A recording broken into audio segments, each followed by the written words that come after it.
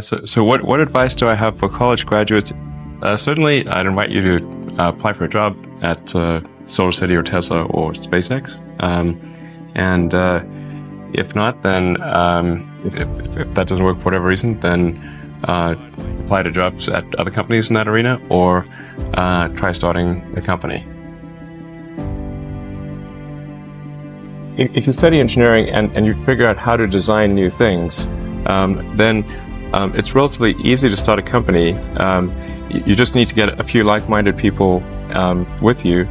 Although I have to say that the space business is quite hard to start a company in the space business because it's such a capital-intensive business. So it may be better to do something in solar power, or if you're going to do it in cars, do it as kind of a component supplier for cars or something like that. Musk has college degrees in business and physics, but SpaceX is his first venture in aerospace. How did you get the expertise to be the chief technology officer of a rocket ship company?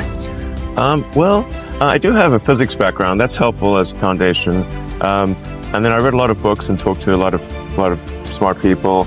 Don't just follow the trend. You may have heard me say that it's good to think in terms of the physics approach, the first principles, which is, rather than reasoning by analogy, you boil things down to the most fundamental truths you can imagine, and you reason up from there.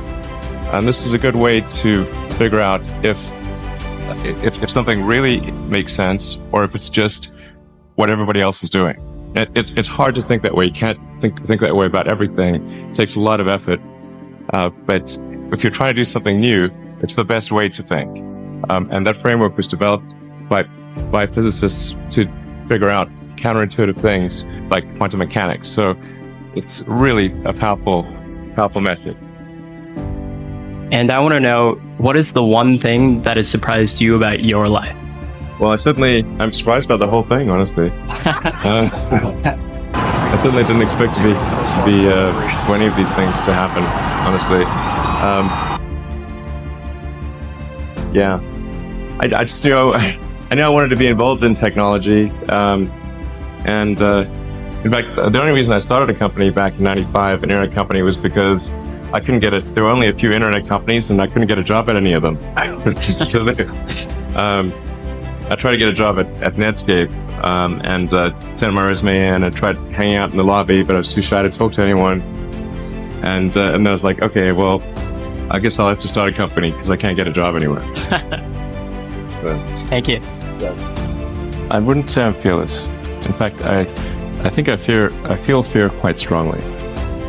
But if what we're doing what I'm doing I think is important enough, then I just override the fear. Mm-hmm. So, but it's not as though I feel like more strongly than I would like. I think also people tend to overweight risk on a personal level.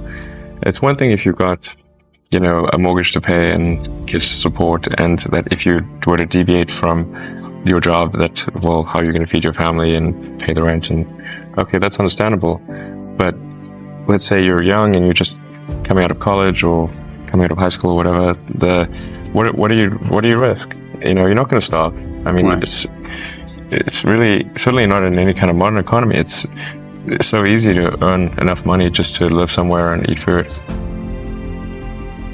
I don't know what are they afraid of? They're mostly afraid of failure. I think people should be less risk averse when there's not much at risk.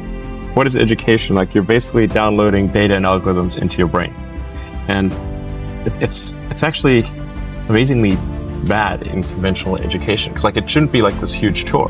Like, the more you can gamify the process of learning, the better.